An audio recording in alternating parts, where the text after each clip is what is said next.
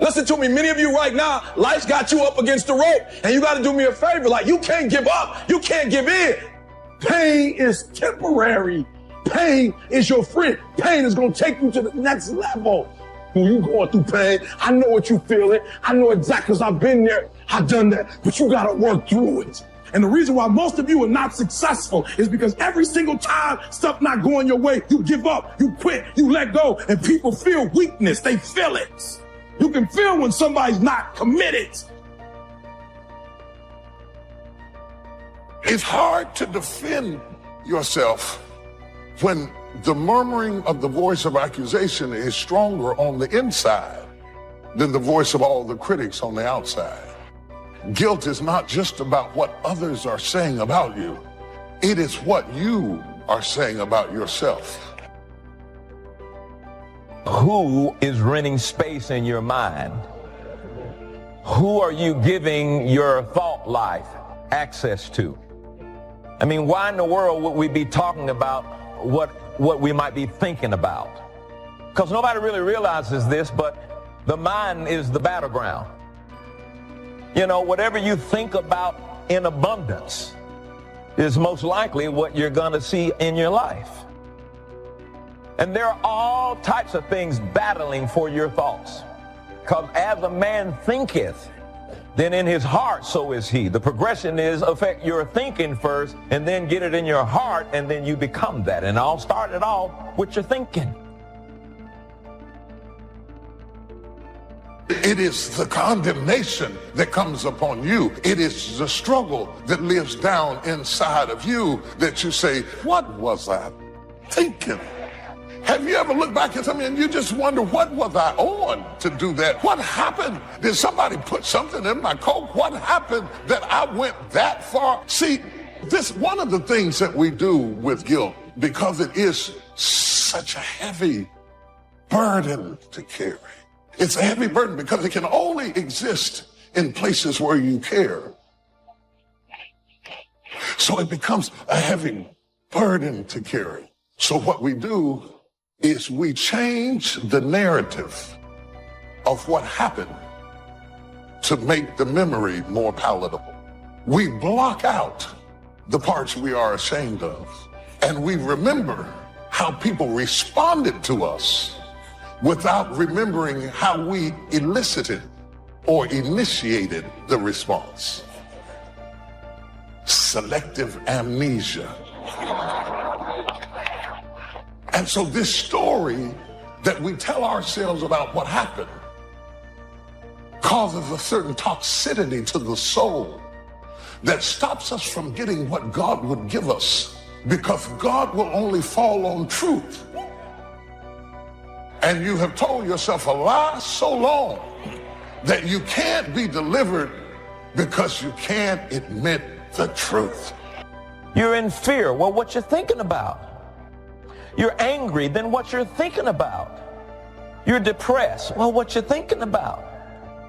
Peace or worry can be a result of what you've been thinking about, what you've been giving your attention to, what you've been considering. You are what you think. So you start the day off as this grateful creature, this grateful soul, this grateful person. You start your day off as grateful. And it just spirals throughout your day, and it puts you in a great mood. Try it. I truly believe that thoughts are the greatest vehicle to change, power, and success in the world. Everything begins with thoughts. It's time for us to move. So get your joy, get your smile, and pack your bags, because we're leaving depression, we're leaving the fear, we're leaving sadness and the questions, and we're stepping into the fullness of who we were called to be. What happened earlier this week? And it only took 15 minutes, but you can't get it out of your thought life, and it's shaping you. It's messing up your access to wisdom, and it's hindering your happiness and your joy, and you can't live the life that God wants you to live because you're occupied with the last thing that you've been thinking about. And it's become abundant in your mindset. And your mindset determines really where you're going to go. And you got to be careful, and it's a real thin line between what you're going through emotionally and what's happening spiritually. And sometimes you're thinking something wrong between you and God, and it's just an emotional mindset that's been created by how much attention you've given a thing. You're still making progress, but you might not feel like it because you've given attention to that other thing. You still heal, but you might not feel like it because you've given too much attention to the negative part of it. The one way to coach your mind from depression is with gratitude. Just start writing down everything you have to be grateful for. Whatever it is. Your health, you can walk, you have a car, may not be the one you want. I ate today. I have a place to live. I got a friend that I can call and share my troubles with. And just be real detailed with it.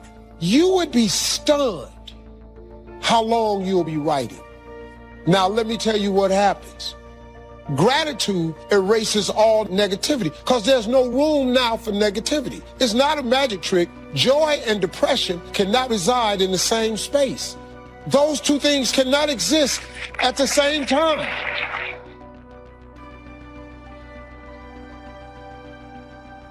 Say thank you for grace. Thank you for mercy. Thank you for understanding. Thank you for parents. Thank you for wisdom. Thank you for kindness. Thank you for humility.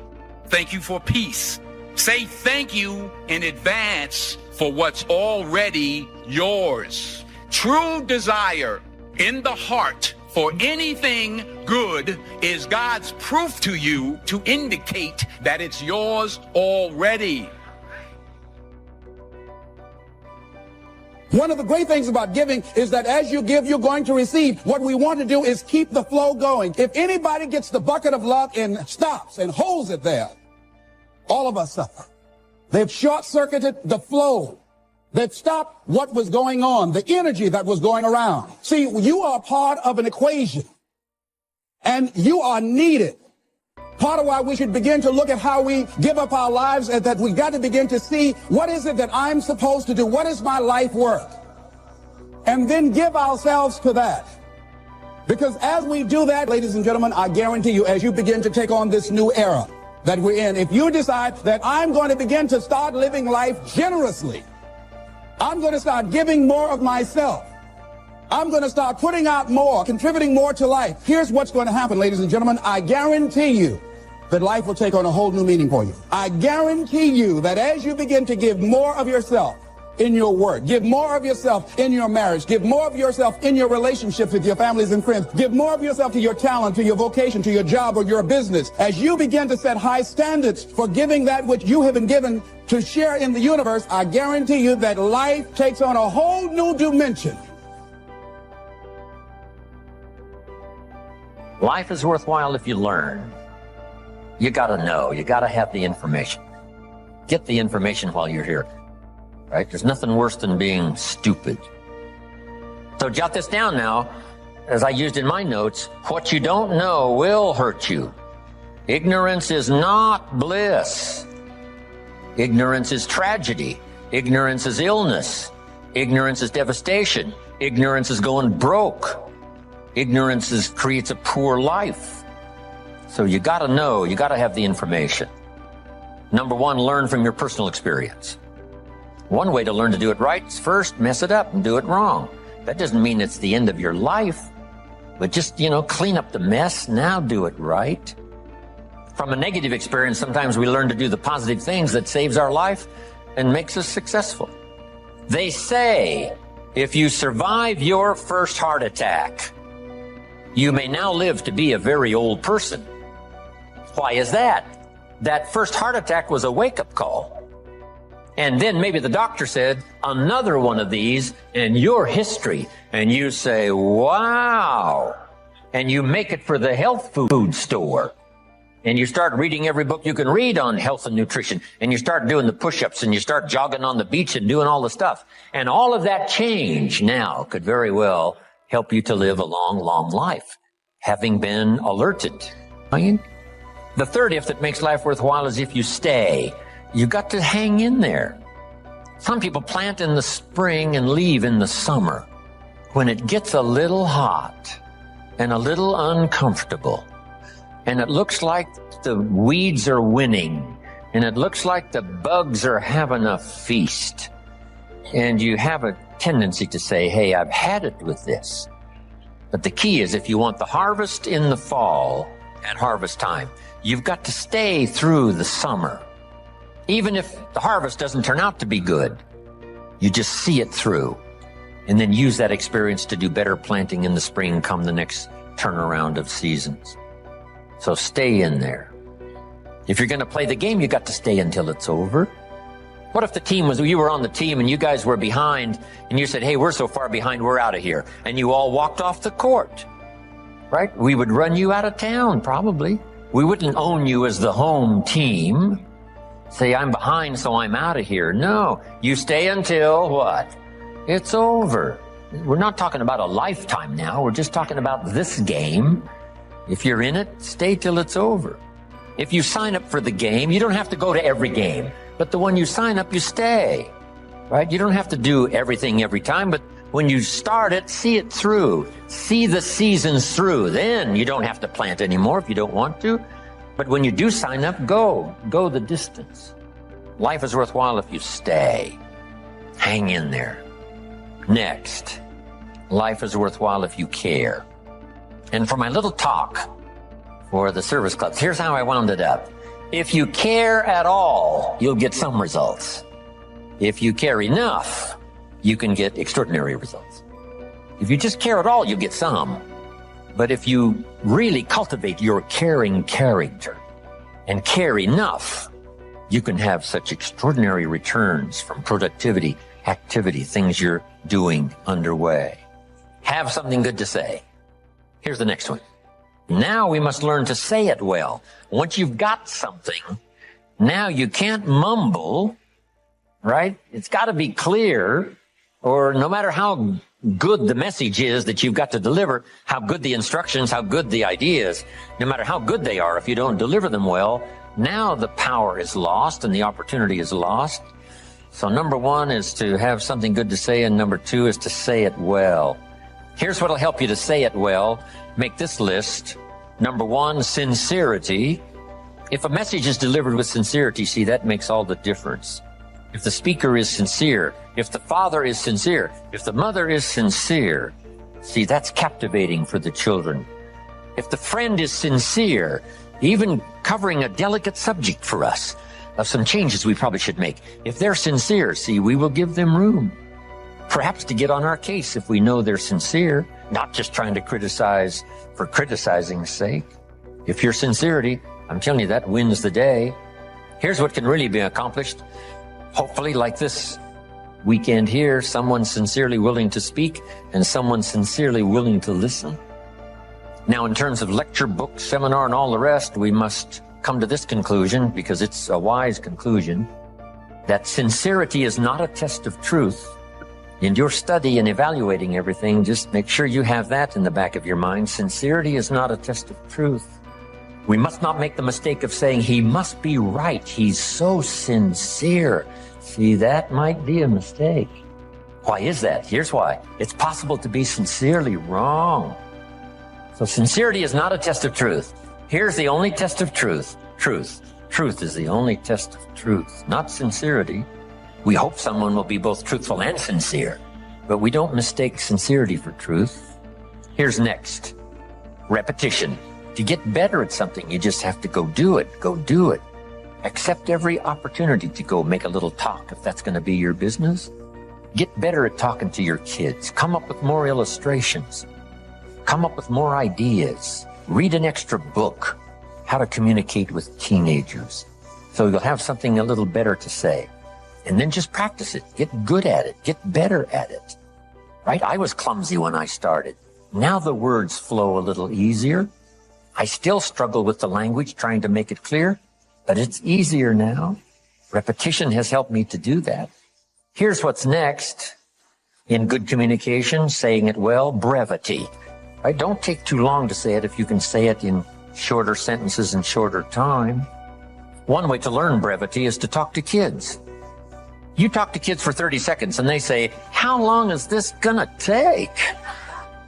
It's already too long, right? 30 seconds. I mean, they got games to play and things to do. They can't hang around for, an hour's discourse. So talk to kids. It helps you to make it more brief. The storyteller tells us Jesus wandered around the countryside in putting his 12 together. And as he wandered around the countryside, every once in a while he would say, you follow me. See, that's short. Why could he be so brief and so short with that simple appeal?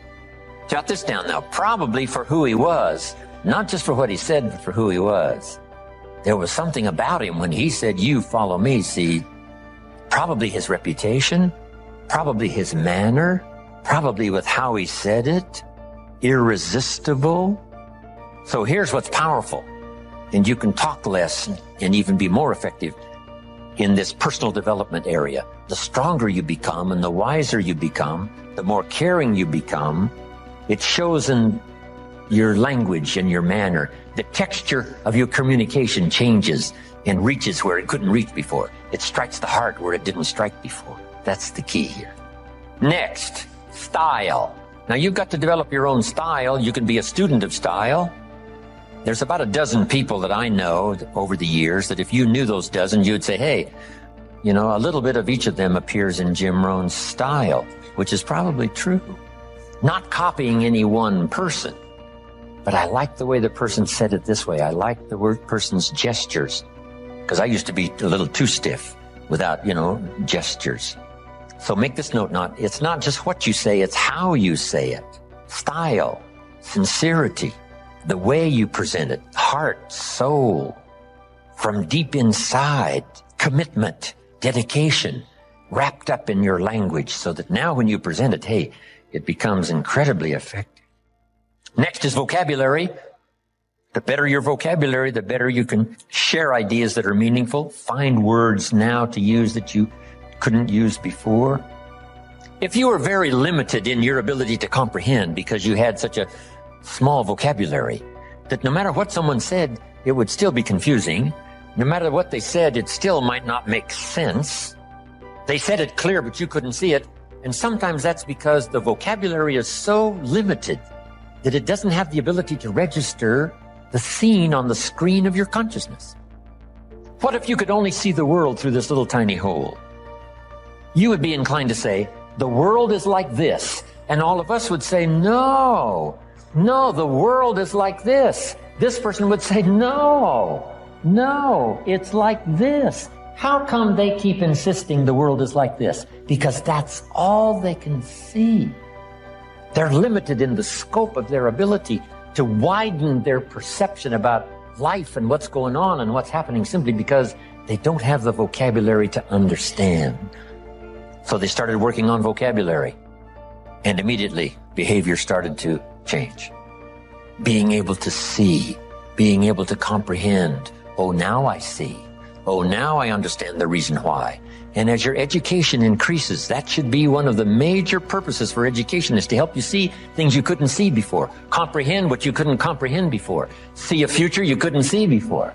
See beyond tomorrow you couldn't see before. See, that's a gift. Vocabulary. So keep working on your vocabulary. Now here's another reason. Only with our present vocabulary can we express what's going on in our head, what's going on in our heart. You can't express beyond your present vocabulary. What if it's very limited? Then your ability to express what you think, express how you feel, is limited. So by a very restricted vocabulary, if you can't understand very well, and if you can't express very well, then your world becomes very, very small. So jot this down.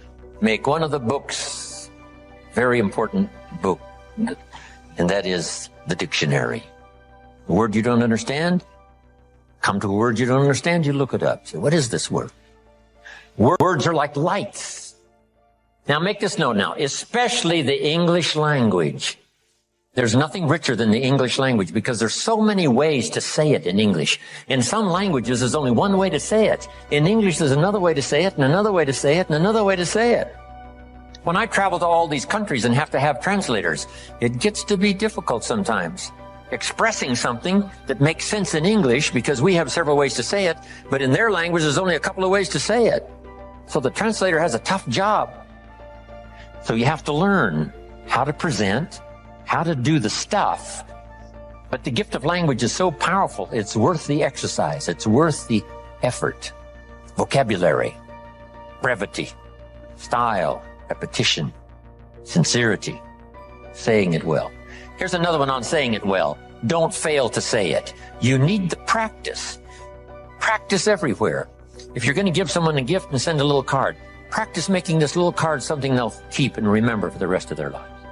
Not ordinary, extraordinary. Not like everyone else, different than everyone else. It's the practice of using your gift of saying things another way until a light turns on, another way that expresses something heartfelt that the standard ordinary language wouldn't express, couldn't reach, couldn't paint these mental pictures. It's okay to give flowers, but don't let flowers do all your talking. Flowers have a limited vocabulary. Guess what flowers say? You remembered. That's about all they say. Flowers don't say, nobody in this world affects me like you do. Love. See, flowers talk, but they don't say that. That you got to put in the little card.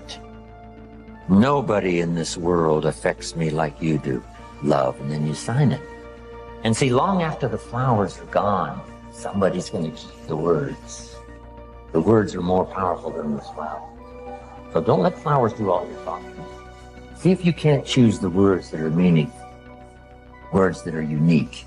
And the more you do this, practicing every little occasion to say something well, whether it's a little talk to the family gathering, or whether it's training, or whether it's inspiring, or a little class on Sunday morning, whatever it is, keep improving, find a new way to say it, a new illustration, a new story. You'll get better. The gift will belong to you, and the effect could be electrifying. Don't fail to say it. Here's an expression we've heard. Words are no substitute for action. That's true. Let me give you another one. Action is no substitute for words. It's okay to do, but you've also got to say. Express it, as clumsy as it might be to start. Start a better program of better communication, saying it better. Here's the next one now that's really challenging, but it really works, and that is read your audience. Whether it's an audience of a child or an audience of a training class, or whether you're a minister and you preach, here's what you've got to do. Say something well, but then read the effect you're having. If you're talking to a child, should you really pour it on, or should you hesitate? Should you save this for another time or do it now? Some of that you've got to pick up by reading the child. Read what's happening to your audience of 1 or 1,000. This is a challenge, but it'll help you in framing better the words you need to say and the style you need to use. Now, in reading, there's 3 things. Jot these down. 3 things in reading your audience. First, you read what you see. Salespeople soon learn. If the customer's got his arms folded and his chin tucked down and he's frowning, this one ain't gonna be easy. All right, this one's gonna take all my skill to get his arms unfolded, make him a little more comfortable, get that frown off of his face. What can I do? I got to reach in my bag for some good stuff, right? To see if I can't sort of change the situation. And what causes us now to do those amendments in our presentation? It's reading someone's body language, right? What's happening? Here's the next one. You've got to read what you hear. If it's a two-way conversation, you got to listen as well as talk. Mama said 2 ears, 1 mouth. Listen twice as much as you talk, at least, maybe more. Listen so that you can now know how to proceed, especially if you're talking to a child. You listen so that you know how to proceed. And by listening, you pick that up. Here's the next one. You got to pick up the emotional signals, how you feel, whether you're coming on too strong, whether you should be stronger or easier this time. That's an art in reading.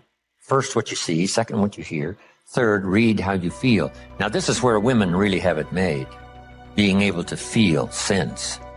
And they pick it up. Men can learn better on how to pick up these emotional signals, but women seem to have it. Because there's no use going on and on. If the signal should have told you, wow, this is not the time, this is too strong, picking up not only what you see and what you hear, but what you feel. Now, here's the last one. To achieve good communication, something good to say, saying it well, reading your audience. Here's the last one. Intensity. Intensity is the emotional part of communication. Communication is both words and emotion. Here's what's really powerful. Words loaded with emotion. See, that's what's unbelievably powerful. It can move nations. It can help people change directions. It can establish an ideology, for good or for bad. Look at Hitler and his ability to preach. Look at Stalin, his ability to preach. Lenin, as wrong as they were, they believed it with all of their heart. Disastrous results, but they put everything they had into it. The emotional content was unbelievable, powerful. Yes, in an evil direction, but it can also be used for a good direction. This intensity, strength, power, emotion. Now here's the craft. And conversation is a craft. Don't get lazy in learning this craft, because it'll serve you so well at home. It'll serve you so well in the marketplace. It'll serve you so well in your career and making your fortune. This craft of communication. Here's the combination. Well-chosen words mixed with measured emotion. Not only do the words have to be well-chosen, the emotion has to be well-measured. You have the right and the power within yourself to choose the direction you want to go. But in the process of making that choice, understand that God is sovereign, and when everything is said and done, he will have his way. You're still alive, so therefore God is not done with you. You're still here. God has a plan for your life. Everything you're going through is preparing you for what you ask God for. You just got to quit tripping while you're in the process, because the process is necessary. You may not see it now, but when he gets you on the other side of it, you're going to see exactly why it went that way, and you're going to be okay with it. Pull yourself together and quit tripping, because you're in the process. God is processing you. He ain't through with you. If he was through with you, you would not wake up in the morning. He gonna fix it. You can never shine trying to sit on someone else's sun. You can never figure out who you are if you're consumed in everything that everybody else is and what they're doing and the moves that they're making. There is a saying that you have to fake it until you make it. Most of y'all have been faking it for so long, you're never gonna make it. Most of y'all have been faking it so long, you now believe your own tricks. Most of y'all have been living a lie for so long that you believe your own lies, because you're trying to chase someone else's life, all while ignoring your own life and your own path, all while ignoring what God has in mind for you.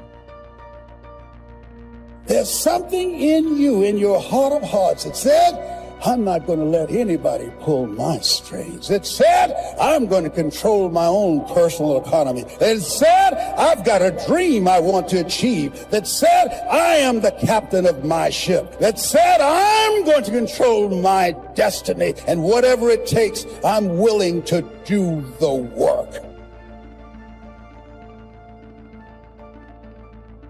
In the morning, devour something. Throw your whole self at something. You'll never know what you can do and what you can be until you throw your whole self at it. Devour it. I mean, devour it. Don't try it. Devour it. Attack it. Attack it like you're going to kill it. Devour the prey. And in the evening, you divide the spoils. We have it backwards today. We want to divide the spoils in the morning. So we're blinging when we ought to be devouring. See, don't worry about whose name you wear when you're young. Worry about your name. What is the vision for your life? What are the ideas and the dreams for your life? What are you supposed to be doing? Who are you? What are your gifts and talents? What is your ultimate destiny and your goals? God will never give you something somebody else is supposed to have. There is an old person down inside of you that's dependent on you to be smart. It's the person you're going to be 30, 40 years from now. Do not disappoint that person by being foolish through the strongest years of your life. And then when your back is out and your knees are swollen and you can't move around, now you're out there going to get your grind on now? When I'm in a storm, I'm trying to gain control. But God's message to all of us whenever we feel like we are in a storm is not to keep control, but to keep courage. You keep courage and God will take control. He's going to get you through this storm. You just got to keep courage. If you get too tightly zoomed into this one scene or this one moment or this one struggle or this one issue, you're going to miss the bigger picture. God knows where to put you. He knows what he put in you. And he knows what he wants to do through you. How do you keep the faith? How do you keep your head above water? How do you march against the tide? How do you stand up when everybody around you seems to be falling down? How do you keep firm and solid footing when everything underneath you seems to be slipping away? How do you keep the faith? You've got to be born again. And when you're born again, there are some things you just have to take. Just some things you have to stand up under. There's just some fights you're going to have. Here's what leadership is. The challenge to be more than mediocre. The challenge to step up to a new level, a new dimension. And here's what this new dimension has. Opportunity and responsibility. But who wouldn't want the responsibility along with the opportunity if it builds an extraordinary life? You wouldn't want it any other way. The refinement of leadership. Make this list. Learn to be strong, but not rude. Some people mistake rudeness for strength. Rudeness we don't need. Strength we do need. Here's the next one. Learn to be bold, but not a bully. We need to boldly seize the day, boldly seize the opportunity, boldly seize the chance. But we don't need bullies. We don't need anybody to push anybody around. There's a whole new level of leadership.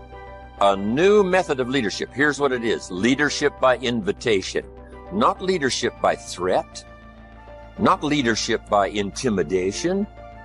That now shows the weakness of the leader. That now shows ego at work instead of skills. But it's leadership by invitation. Invite somebody to a better way of doing things. Here's what else it's called. Leadership by inspiration. Inspiring somebody to make the necessary changes to move up or to get the job done. As leaders, we inspire. As leaders, we entice. As leaders, we invite, entice, inspire. Not threaten. New kind of leadership. Be bold, but not a bully. Next, be kind, but not weak. Some people mistake weakness for kindness. And it's a great mistake. Kindness isn't weak. Kindness is a certain unusual strength. But don't say, I must be weak in order to be kind. The answer is no. Sometimes you have to be unusually strong to be kind. Somebody coined the expression, tough love. Love that really tells the truth and levels, sometimes with a broken heart, but whatever has to be said, has to be said. Kind but not weak. Here's another one that's excellent. Be thoughtful but not lazy. We need to give thought, but we also need to take action. Only quality people. As you think about your goals and dreams, this is not for everybody. You want to build an organization with only quality people. Not people who need more, but people who want more. You want to surround yourself with people that are hungry. People that are hungry are willing to do the things today others won't do in order to have the things tomorrow others won't have. If you do what is easy, always looking for a way to give yourself a pass, to let yourself off the hook, to do what everybody else is doing, a job, the journey of the broke. If you do what is easy, your life will be hard. But there's something in you that says, you know, I can't do this. I can't do this anymore.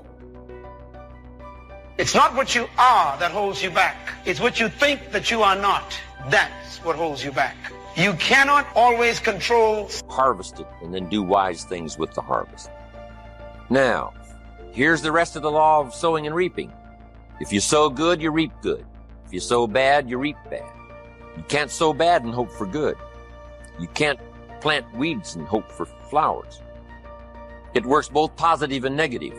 Now, here's something else about the law of sowing and reaping. You don't reap what you sow. You reap much more than what you sow.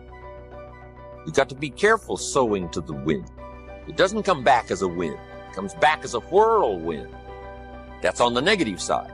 But now it also works on the positive side. If you plant a cup of corn, how much do you get back? A cup? No, a bushel for the cup.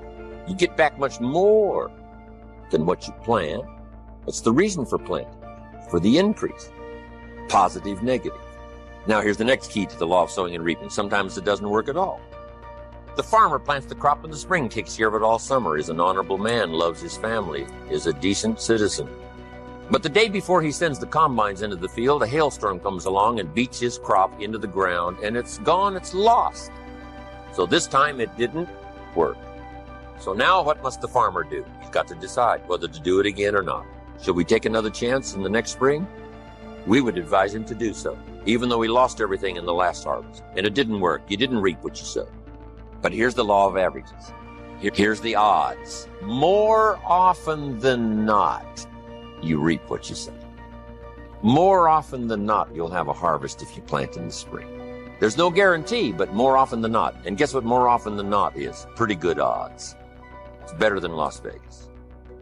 Incredible. Next, one of the most important laws to learn is the law of averages. If you do something often enough, you'll get a ratio of results. Once you understand that, the world is yours. Learning to employ people in the unique thing called the law of averages is stunning in its result in terms of fortune, future. In baseball, we call it batting average. Swing 10 times, get a hit. Swing 10 times, get a hit. Nobody bats 9 out of 10. Some of these guys are getting $5, $6, $7 million a year, batting 2, 3 out of 10. So you don't have to be perfect here. All you have to do is understand the law of averages. Now, even if you're only getting 1 out of 10, you can now start to compete. If you've been here a long time, you can get 9 out of 10. I just joined, I can only get 1 out of 10. I'm telling you, if we have a contest, I will beat you. Say, well, you just started, how could you beat me? It's very simple. While you talk to 10 and get 9, I will talk to 100 and get 10. I win. Isn't that clever? Here's what I do if I'm new. I make up in numbers what I lack in skill. Once you understand the law of averages, I'm telling you, it's so exciting to work with the law of averages. Here's the next important law, called the law of faith. Faith is the ability to see things that don't yet exist. Faith, though, can turn difficulty into reality, positive reality. Here's what faith is for. Number 1, faith is the ability to see it as it is. Faith doesn't mind seeing it as it is because faith is a miracle worker. Faith does not ignore the negative. Faith uses the negative because if there was no negative, there'd be no need for faith.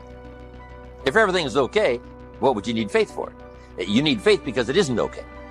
Now, what isn't okay? Who knows? The situation that isn't okay.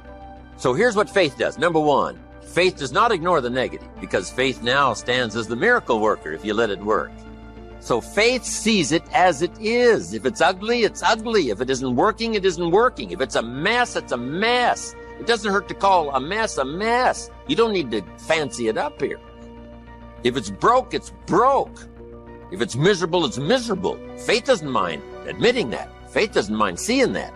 Here's why. Number 1, you can see it as it is. That's the beginning of faith, seeing it as it is. Now, here's the second step of faith. See it better than it is. Couldn't you see beyond the mess? The mess is for today. Couldn't you look into tomorrow? The answer is yes, I guess I could look into tomorrow. Humans have this incredible ability to look into tomorrow, to look into next week.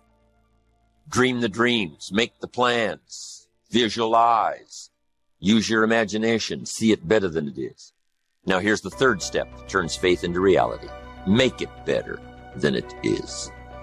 Faith now must be invested in the muscle. But if you invest faith now in the action, You can take any situation and make it better than it is. Next, in the beginning of faith, seeing it as it is. Don't see it worse than it is. Don't blow it out of proportion. Some people have this tendency to blow it all out of proportion and say, well, it can't be that bad. If it's this bad, that's how bad it is. You don't need to multiply how bad it is by 10. Just as it is. That's the deal. As it is. Don't see it worse than it is. Now here's the next. Don't see it for more than it can become. There's a thin line between faith and folly. Yes, it's possible to see yourself as a millionaire, but not overnight. Somebody says, well, yes, I can see that. Don't see it for more than it can become in a reasonable period of time. Yes, if it dropped out of the sky overnight, but that's not likely. But it's still possible to be a millionaire. It's still possible to be rich and wealthy, given a certain amount of time working with the law of averages and all the rest of the stuff we've talked about today. So don't see it for more than it can become so that you move into folly instead of faith. Plenty is possible without being foolish. Now here's the next one. Give yourself a chance to understand that it could be far more in the future than what you can first see. Take the first step of what you can see, but give yourself a chance to be able to see it for more than what you first see. On a foggy night, if all you can see is 100 feet, here's what you do. Walk that first 100 feet, now you can see another 100 feet. You can't see the 200 feet. But if you can see 100 feet, you walk the first 100 feet, now you can see another 100 feet. So I'm asking you to take the early steps of faith. Whatever you can see it possible to become, start believing that. Have faith for that. And I'm telling you, as that starts to exercise, you'll be able to see it for more and for more and for more. The possibilities will start to increase in your own imagination.